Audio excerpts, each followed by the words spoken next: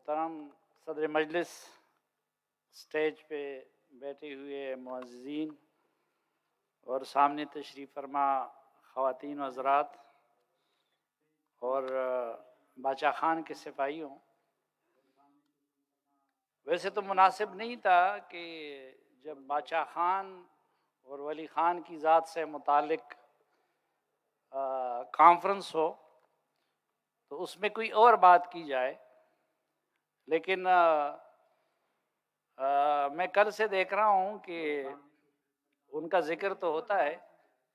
لیکن ساتھ ساتھ ہر کوئی اپنی اپنی صفائی بھی دیتا ہے اور ہر کوئی اپنا اپنا سودا بھی ساتھ ساتھ بھیجتا ہے۔ تو میں بھی آج اس گستاخی کا اعتراف کروں گا۔ اور دوسرا، جو خادم صاحب نے ان کے اشعار سنائے کہ ساز تب ساز وائم کو غل تب غل نوائمہ، تو آج میں تھوڑا سا کوشش کروں گا کہ غل کو غل بھی کہہ دوں۔ اور اس میں ایڈوانس میں احمد ولی خان صاحب سے بھی معذرت کرنا چاہتا ہوں، انہوں نے عزت سے نوازا ہے تو یہ مناسب نہیں ہوگا، لیکن چونکہ اگر اب بھی ہم غل کو غل نہ کہیں تو میرے خیال میں پھر ہمارے ہاتھوں سے بہت کچھ نکل جائے گا۔ البتہ سب سے پہلے تو میں اس عظیم ہستی کا تذکرہ کرنا چاہوں گا۔ ویسے تو یہاں پہ ایسے لوگ بیٹھے ہیں جنہوں نے خادم صاحب کی طرح یا باقی جو سامنے بیٹھے ہوئے ہیں کہ باچا خان کی شخصیت اور ان کی تعلیمات سے متعلق تحقیق میں عمریں گزاری ہیں، اور اس سلسلے میں ہم ان کے شاگردوں کے شاگرد بھی نہیں ہیں، یا پھر کچھ ایسے لوگ بیٹھے ہوئے ہیں کہ جنہوں نے ان کی صحبت سے براہ راست استفادہ کیا ہے۔ اور میرے محترم شاہی سعید صاحب کے ساتھ وہ 90 ماڈل این پی والے نہیں ہیں، بلکہ وہ شروع دن سے باچا خان کے ساتھ رہے، تو ان کی موجودگی میں ان کی ذات سے متعلق میری بات کرنا زیادہ مناسب نہیں ہے، لیکن چند جو ایک طالب علم کی حیثیت سے ان کی شخصیت میں جو انفرادیت میں نے محسوس کی ہے وہ آپ کے سامنے رکھنا چاہتا ہوں۔ اور پہلا میرا تجزیہ یہ ہے، اور یہ میرا پورا دیانتدارانہ اور مصلحت سے پاک رائے ہے، کہ اس دھرتی پر ویسے تو ہر کوئی انقلابی ہونے کا دعویٰ کرتا ہے، لیکن جو چند ایک حقیقی انقلابی آئے تھے اس کے سرخیل باچا خان تھے، اور اس کی وجہ ہے کیونکہ انقلاب کے بارے میں یہ ہمارے دین نے بھی کہا تھا کہ وہ اپنی ذات سے شروع ہوتا ہے۔ اس وقت ہمارے جتنے بھی انقلابی ہیں، مثلا ایک انقلابی کی طرف انہوں نے اشارہ کیا کہ وہ دوسروں کے سامنے تو ریاست مدینہ نافذ کرنا چاہتے ہیں، لیکن اپنی زندگی کو اس کے قریب بھی لے جانا نہیں چاہتے۔ کوئی دوسرا ہوتا ہے وہ غریب کا ذکر تو کرتا ہے، لیکن خود اپنی زندگی میں غریب کو قریب آنے نہیں دیتا۔ تو یہ باچا خان تھے حقیقی معنوں میں، کہ جو انقلابی شخصیت تھے، اور جو وہ دوسروں سے کروانا چاہتے تھے تو انہوں نے ہر چیز کا آغاز اپنی ذات سے کیا تھا۔ وہ مثلاً دوسروں سے قربانی نہیں مانگتے تھے۔ آج کل کے انقلابی اپنے سیکنڈ ٹیئر سے قربانی مانگتے ہیں یا اپنے کارکنوں سے قربانی مانگتے ہیں،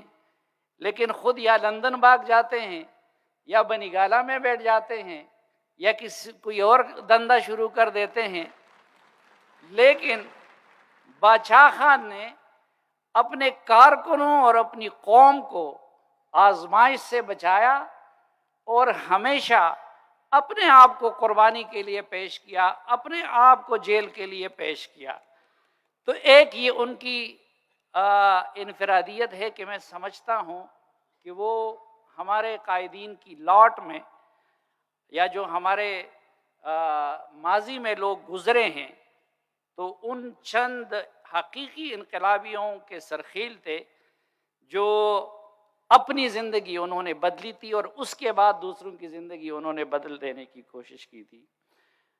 دوسری انفرادیت ان کی یہ تھی کہ وہ قومی نہیں بلکہ عالمی سطح کی سیاست کرتے تھے۔ لیکن آج کل ہم دیکھتے ہیں کہ سیاست میں غریب آ جاتے ہیں اور دنوں میں امیر بن جاتے ہیں۔ یہ ہم نے واحد ایک رہبر سیاستدان دیکھا تھا اور یہ ان کی انفرادیت تھی کہ وہ خان آپ اشنغر کے صاحبزادے تھے، وہ جدی پشتی خان تھے، لیکن وہ اپنی قوم کی خاطر فقیر بنے۔ سیاست میں آنے کے بعد وہ امیر نہیں بنے بلکہ وہ فقیر بنے، اور ایسے فقیر بھی نہیں بلکہ ان کا لباس، ان کا خوراک، ان کی طرز گفتگو، اس میں جو عجز تھا، اس میں جو انکسار تھا۔ ادھر لوگ آج یہ ابھی ہم نے یہ پچھلے 5 سالوں میں تو یہ بہت نظارہ کیا کہ ماضی میں ہماری طرح کوئی کسان کا بیٹا تھا، کوئی اس کا بیٹا تھا، اس نے کچھ چیز دیکھی نہیں تھی، اور وہ جب سیاست میں آ جاتا ہے تو گاڑیوں کی قطاریں بھی ہوتی ہیں، مال کی ریل پیل بھی ہوتی ہے، نوکر چاکر بھی ہوتے ہیں، اس کی باتوں میں بھی ایک تکبر آ جاتا ہے۔ لیکن یہ خان اب اشنغر کے بیٹے تھے اور اشنغر کے خان تھے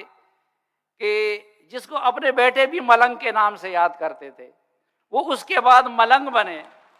اس کے بعد اس کی گفتگو میں عاجزی آئی، کبھی ان کی گفتگو میں لوگوں نے تکبر نہیں دیکھا۔ وہ الگ بات کہ ماسکو کے حکمران ہو یا فرنگی ہو یا پاکستان کے حکمران ہو تو ان کے سامنے کبھی ان کا لہجہ نہیں لڑکایا، لیکن اپنی قوم کے سامنے،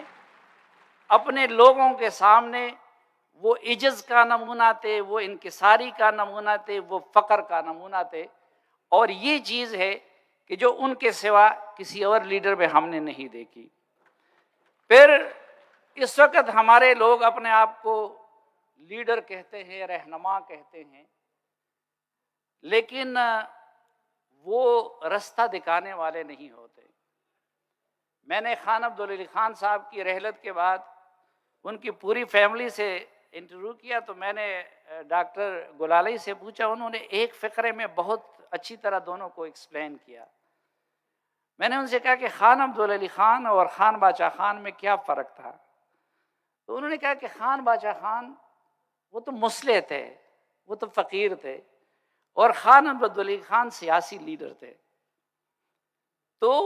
وہ ایک ایسے لیڈر تھے کہ جو مصلح تھے حقیقی معنوں میں۔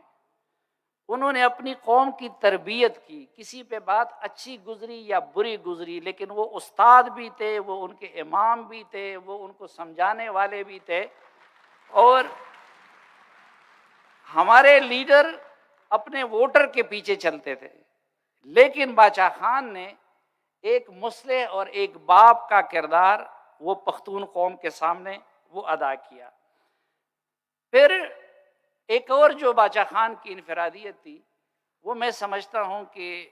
اقبال کے الفاظ میں وہ امام برحق تھے۔ اقبال نے کہا تھا کہ ہے وہی تیرے زمانے کا امام برحق جو تجھے حاضر و موجود سے بیزار کرے۔ حاضر و موجود یہ ہوتا ہے کہ دوسرے لوگ جو کچھ کرتے آپ کہتے میں بھی اسی طرح کروں، جو زمینی حقائق ہوتے آپ کہتے میں بھی اسی طرح کروں۔ لیکن اصلی لیڈر اور اصلی امام یہ ہوتا ہے کہ وہ یہ نہیں دیکھتا کہ لوگ کیا سوچتے ہیں، لوگ کیا کرتے ہیں، حالات کا تقاضا کیا ہوتا ہے، بلکہ امام برحق وہ ہوتا ہے کہ اسے جو حق نظر آئے، جو درست نظر آئے تو وہ ہوا کی مخالف سمت میں جاتا ہے۔ اب ہوا کی مخالف سمت میں جانا باچا خان کے لیے بڑا آسان تھا۔ پختون قوم جس کی ساری زندگی جنگوں میں گزری ہے، جن کا اسلحہ بدقسمتی سے زیور سمجھا جاتا ہے، اب اس قوم کو آپ بھڑکائیں تو یہ 2 منٹوں کا کام ہے۔ آپ اس کو مذہب کے نام پہ بھی بھڑکا سکتے ہیں، آپ اس کو قوم پرستی کے نام پہ بھی بھڑکا سکتے ہیں۔ اب پختون قوم کو عدم تشدد کا رستہ دکھانا، پختون قوم کو یہ بتانا کہ کسی کے تپڑ کے جواب میں تپڑ نہیں دینا ہے، پختون قوم کو یہ سمجھانا کہ آپ نے گالی کا جواب گالی سے نہیں دینا ہے، تو وہ ہوا کے مخالف سمت میں چل رہے تھے، اپنی قوم کو فالو نہیں کر رہے تھے، بلکہ وہ چاہتے تھے کہ میری قوم کا اصلاح ہو، وہ مجھے فالو کرے۔ پاپولرزم کے شکار نہیں تھے، بلکہ وہ حق پہ چلنے پہ اصرار کر رہے تھے۔ اس وقت دنیا میں رواج یہ تھا کہ یار فرنگی جیسے طاقت کے سامنے کھڑا ہونا یہ تو خودکشی ہے، ہوا کے رخ پہ مخالف چلنے والی بات تھی۔ وہ ہوا کے رخ پہ کے مخالف چلے اور اپنی قوم کو بھی اس پہ چلایا، لیکن ان کے تشدد کے جواب میں بھی تشدد نہیں کیا، بلکہ وہ جس کو ایک مظلومانہ جدوجہد کہتے ہیں، جیلیں کاٹی، صعوبتیں برداشت کی، لاشیں اٹھائی، لیکن انہوں نے تشدد کا درس جواب میں نہیں دیا۔ اسی طرح اپنی قوم کے جذبات کے رو میں نہیں بہے، بلکہ وہ ہوا کی مخالف سمت میں چلتے رہے۔ اس لیے میں کہتا ہوں کہ اگر کوئی اقبال کے الفاظ میں امام برحق کی تعریف پہ پورا اترتا ہے تو وہ خان عبدالغفار خان یا باچا خان تھے۔ پھر اس وقت ہم دیکھ رہے ہیں کہ اب بھی ہے، اب تو جس طرح کہا گیا کہ سوشل میڈیا اور اس کی وجہ سے ہمارے ہاں اختلاط اتنا ہو رہا ہے کہ کراچی پختونوں کا بڑا شہر بن گیا ہے، پنجابیوں پختونوں میں رشتے ہو رہے ہیں، بلوچوں اور دیگر قومیتوں میں رشتے ہو رہے ہیں صوبوں میں، لیکن اس وقت تو یہ ذات پات کی تقسیم بھی بہت زیادہ تھی۔ اور پھر پختون سوسائٹی میں جو آج بھی قبیلوں میں بٹی ہوئی ہے، وہاں پہ اٹھ کے باچا خان نے ذات پات کی تقسیم وہ ختم کر دی اور اس کو ختم کرنے کی کوشش کی۔ اس نے نائی کو، اس نے کسان کو، اس نے مزدور کو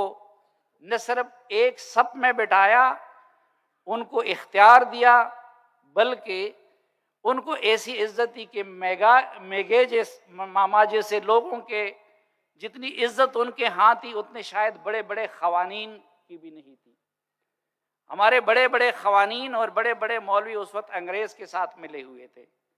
لیکن انہوں نے پختون سوسائٹی میں ذات پات کی تقسیم کو ختم کرنے کی کوشش کی۔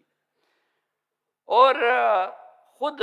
خان عبدالعلی خان صاحب اپنی کتاب میں لکھتے ہیں کہ 1938 میں گاندھی صاحب خود اشنگر آئے وہاں سے چل کے، اور یہاں پہ 60-70 ہزار کا جلسہ ہوا، تو گاندھی صاحب یہ دیکھنے آئے تھے کہ ایک تو یہ کہ ہمارے لوگ تو پھر بھی تھوڑے سے ڈوسائل قسم کے ہیں، لیکن پختون جو لڑنے جھگڑنے کے لیے مشہور ہے، جن کا ہتھیار زیور ہے، تو ان کو عدم تشدد کے رستے پہ باچا خان نے کیسے لگایا ہوا ہے۔ اور پھر وہ یہ اسٹڈی کرنے آئے تھے کہ یہ وہ پختونوں کے ہاں ذات پات کی تقسیم کیسے ختم کر رہے ہیں۔ اور جب وہ یہاں پہ آئے تو باچا خان کی برکت سے اس وقت 60-70 ہزار کا مجمع جمع ہوا تھا، جس نے پھر باچا خان نے اور گاندھی نے خطاب کیا۔ تو یہ جو ان کے اعزازات تھے، ایک اور جو ان کی اعزاز تھا اور انفرادیت تھی، وہ یہ تھی کہ ہمارے بعض لوگ، میں انتہائی ادب کے ساتھ اس سے اختلاف کروں گا کہ جی پختونوں نے پہلے سے تقسیم کی ہے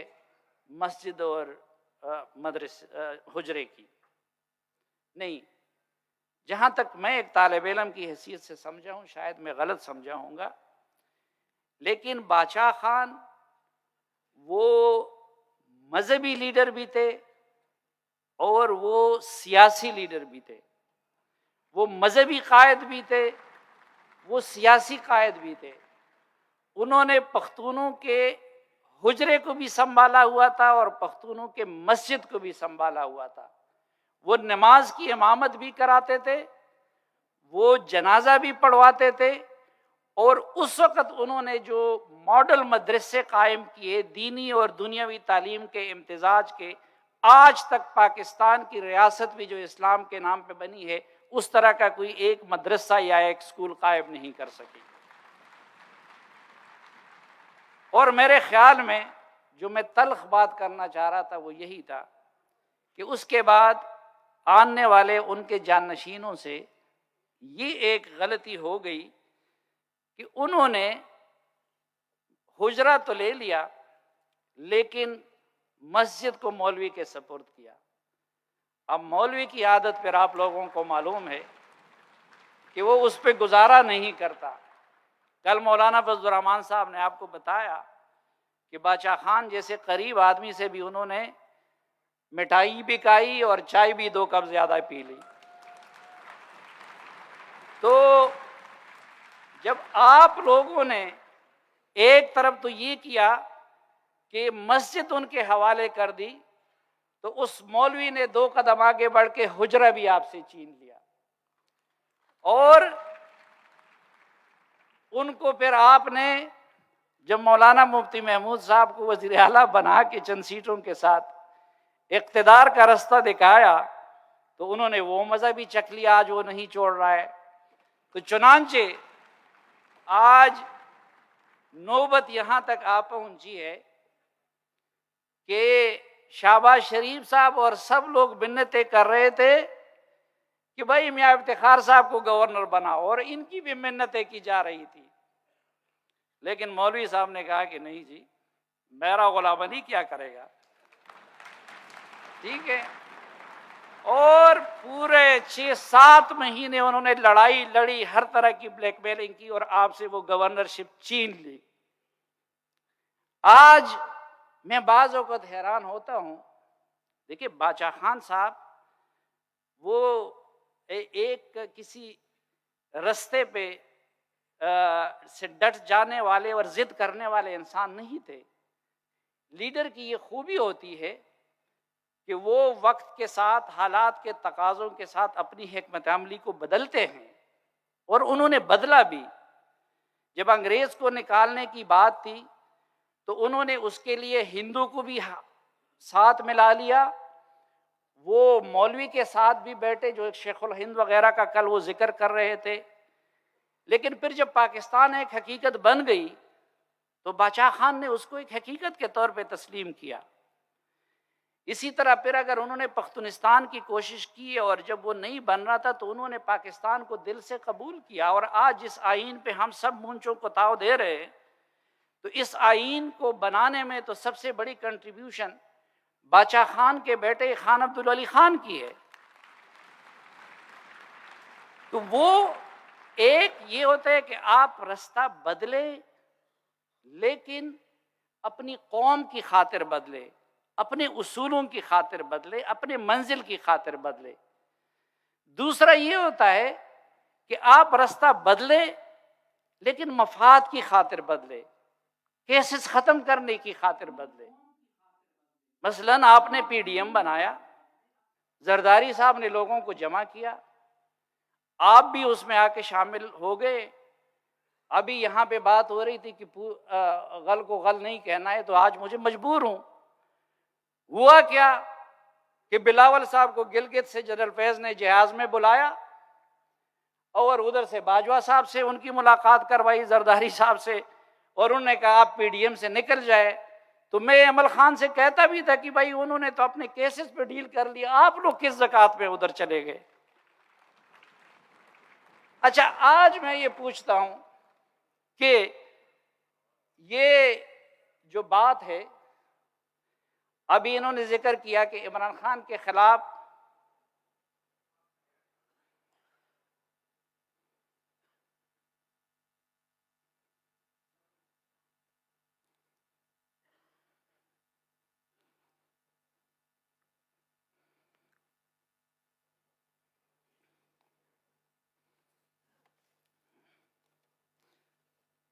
گیلانی صاحب آپ کو ویلکم کرتے ہیں, آپ بڑے اچھے وقت پہ تشریف لائے. میں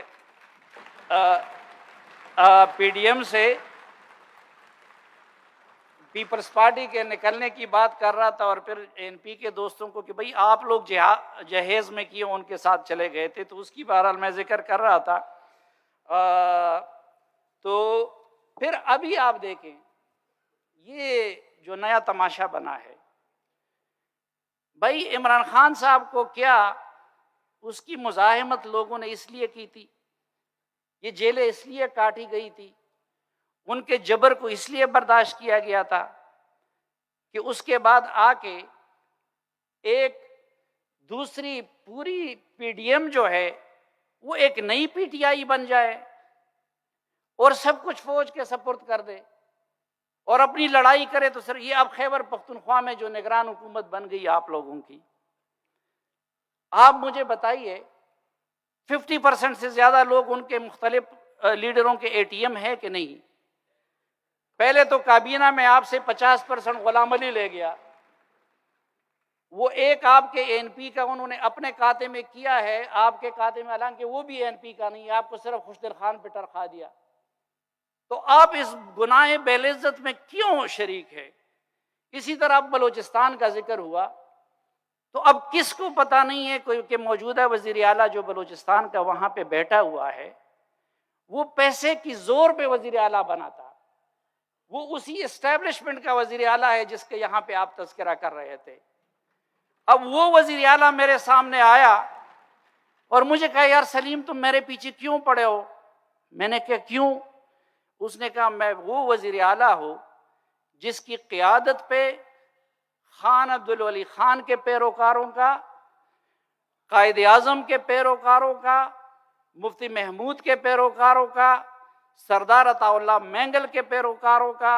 اور محمود خان اچکزئی اور ذوالفقار علی بھٹو کے پیروکاروں کا اتفاق ہے. تو تمہیں کیا تکلیف ہے؟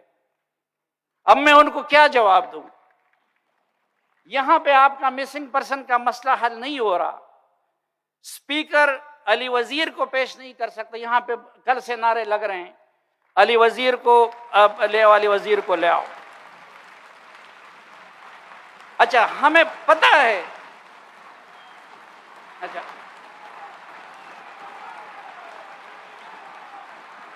علی وزیر کو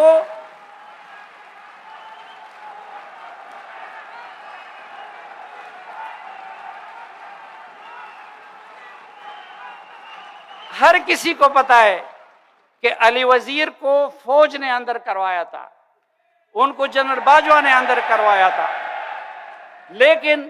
ان کے خلاف ایف آئی آر سندھ کی بلاول بھٹو کی حکومت نے کاٹی ہے. ان کا پیپلز پارٹی کا اسپیکر بیٹھا ہوا ہے, جب اس وقت عمران خان کو ووٹ کو ضرورت تھی اس کے لیے ان کا اسپیکر ان کو پروڈکشن آرڈر پہ لے آیا. راجہ پرویز اشرف سے ہر اجلاس سے پہلے ہم مطالبہ کرتے ہیں, وہ ان کو پروڈکشن آرڈر پہ بھی نہیں لا سکتے. آپ کیوں اس حکومت, ایک ایسی حکومت کی حمایت آپ لوگ مفت میں کیوں کر رہے ہیں کہ جس کا کنٹرول آج بھی وہاں پہ ہے, جس میں آپ اپنے مسنگ پرسن کا مسئلہ حل نہیں کر سکتے, پختون اپنے علی وزیر کا مسئلہ حل نہیں کر سکتا, اپنے آپریشن کا حل نہیں کر سکتا. تو یہ ذرا میرے خیال میں